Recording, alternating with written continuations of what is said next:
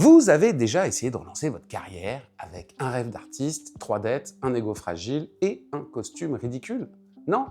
Eh ben lui, si, et franchement, ça se passe pas super bien.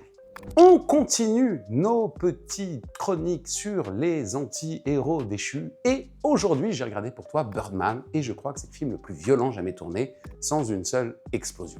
On suit Regan Thompson, ancienne star hollywoodienne, un mec qui a été énorme, genre gros blockbuster planétaire. Il jouait un super-héros, des affiches partout, des fans partout et des millions partout. Et puis plus rien, disparu, rayé, remplacé comme un vieux smartphone. Aujourd'hui, il tente un comeback, mais pas avec un blockbuster, non, trop simple, trop commercial. Il veut monter une pièce de théâtre à Broadway, à New York. Un truc sérieux, artistique, un truc respectable. Bref, le truc que tu fais quand tu veux prouver au monde que t'es encore un artiste. Et pas juste un souvenir. Et évidemment, tout va mal. L'acteur principal est en enfer. Sa fille sort de désintox, les critiques l'attendent au tournant, l'argent fond comme neige au soleil, et dans sa tête, il y a Birdman, son ancien personnage, qui lui murmure « Reviens faire du spectacle, arrête tes conneries d'artiste ». En gros, son propre passé qui le hante. Charmant. Déjà, c'est extrêmement drôle. Mais drôle méchant, drôle cruel, drôle ça fait mal mais tu rigoles quand même. Un peu comme quand tu repenses à tes anciens plateaux télé en te disant « Ah ouais, on faisait vraiment ça ». C'est le rire gêné de la lucidité. La mise en scène est juste une claque. C'est du cinéma, du vrai cinéma. Alejandro González Iñárritu décide un truc fou, faire croire que le film est un seul plan séquence.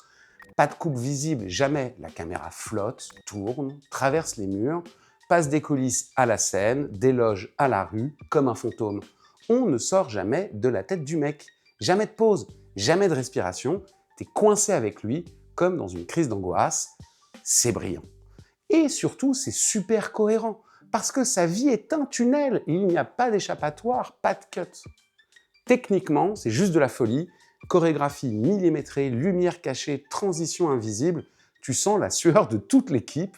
Alors bien évidemment que c'est un faux plan séquence, on utilise des volets à la caméra. On volaille un poteau, image noire, on raccorde dans l'image noire et on repart. Mais il utilise aussi des ellipses au sein de ce même plan séquence. Et ça, c'est brillantissime parce que ça accélère le rythme. Tu sens l'urgence, la panique, tout ça porté par un jazz chaotique, elliptique. Bref, une tuerie. T'es juste aspiré par ce qui se passe sous tes yeux. Ça me rappelle en fait des directs télé où tout repose sur 20 secondes, voire moins de timing, et où tu sais que si une seule personne se plante, tout s'écroule. Cette tension-là, le film la capture parfaitement.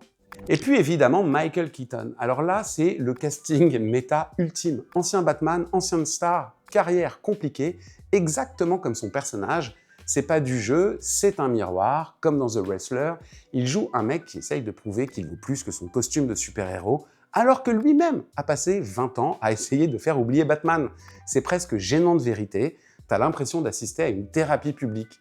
Autour de lui, Edward Norton, génial en acteur ingérable, égo sur pattes, le genre de mec brillant mais invivable. On a tous connu sur des tournages des mecs très talentueux, très relous, très réels.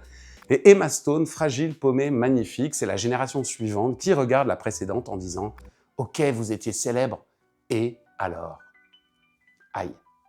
J'adore aussi l'absurdité du film, genre le mec en slip sur Times Square, les super pouvoirs imaginaires, les dialogues hystériques, les égos ridicules. C'est un film sur des adultes qui se comportent en fait comme des enfants de 12 ans. Et franchement, le milieu artistique ressemble beaucoup à ça. Beaucoup trop. Birdman, c'est aussi comme dans Rocky ou The Wrestler, disponible sur la chaîne, c'est la panique de disparaître, ce besoin maladif de créer pour prouver qu'on est encore vivant. Et franchement, YouTube, pour moi, c'est un peu mon Broadway claqué au sol, mon comeback à moi, un peu moins glamour, un peu plus pyjama, mais finalement, c'est le même combat. Et puis, il y a ce final, parce que là, pareil, comme dans The Wrestler, c'est du très très grand cinéma.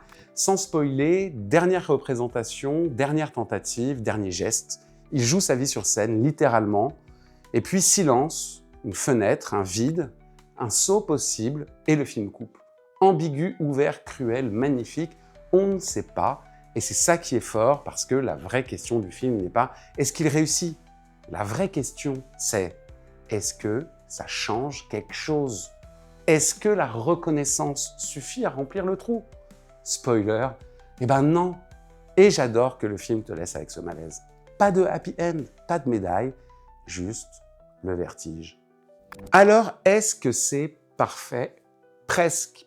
Parfois, c'est un peu bavard, parfois, c'est un peu démonstratif, mais franchement, la maîtrise formelle, plus le propos, plus les acteurs, bah, c'est juste du très, très, très haut niveau. Birdman, c'est pas un film sur le théâtre, c'est un film sur l'ego, le besoin d'exister, la peur d'être oublié et cette foutue idée qu'on vaut quelque chose seulement si quelqu'un nous regarde. Et ça, bah, c'est un peu universel. Alors si t'as aimé The Wrestler et Black Swan, du même Darren Aronofsky, ou les films qui parlent d'artistes cabossés, bah fonce. Si toi aussi t'as déjà essayé de relancer ta vie avec 3 idées, 2 cafés et beaucoup trop d'orgueil, abonne-toi, like et commente. Dis-moi si tu fais ton comeback ou si tu acceptes la retraite. À très vite pour un nouveau numéro de J'ai regardé pour toi et souvenez-vous, parfois le plus dur, c'est pas de tomber, c'est d'accepter de ne pas se relever.